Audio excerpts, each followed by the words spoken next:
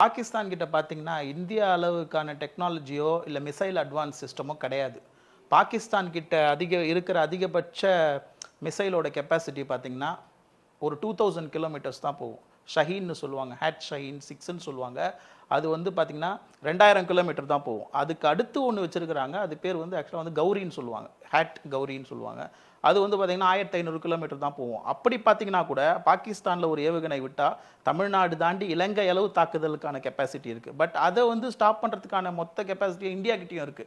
Drone வச்சு தாக்குதல் பண்ணலாம், மிசைல் வந்தா அதை வந்து ஸ்டாப் பண்ணலாம். ஸோ அவ்வளோ சீக்கிரம் வந்து சவுத் இந்தியாவை அட்டாக் பண்ணுறதுக்கான வாய்ப்புகள்லாம் ரொம்ப ரொம்ப கம்மி. அதுக்கான வாய்ப்புகள் ஆல்மோஸ்ட் வந்து பார்த்திங்கன்னா வந்து 0.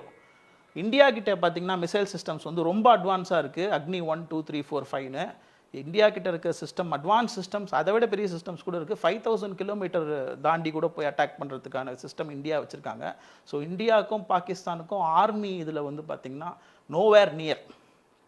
விக்ராந்த் அந்த இது கூட வச்சுருக்காங்க, கடல் வழி தாக்குதல் பண்ணுற இது கூட வச்சுருக்காங்க. பாகிஸ்தான் கிட்ட ஒன்றுமே கிடையாது. பாகிஸ்தான் வந்து நெக்ஸ்ட் லெவல் அட்டாக் பண்ணோன்னா சைனா மாதிரி, அப்புறம் வந்து டர்க்கி, இன்னைக்கு கூட பார்த்தீங்கன்னா டர்க்கி ஹெல்ப் பண்ணுறேன்னு சொல்லியிருக்காங்க. ஸோ இது மாதிரி வந்து வேறு நாடுகள்கிட்டேருந்து ஹெல்ப் வாங்கி நம்மளை அட்டாக் பண்ணாதான் உண்டே தவிர, பாகிஸ்தான் தனித்து நின்று இந்தியாவை அட்டாக் பண்ணுற வாய்ப்புகளே கிடையாது. நின்னாலும் அது வந்து அவங்களால வந்து ரொம்ப நாள் வந்து ஆக்சுவலாக தாக்கு பிடிக்க முடியாது.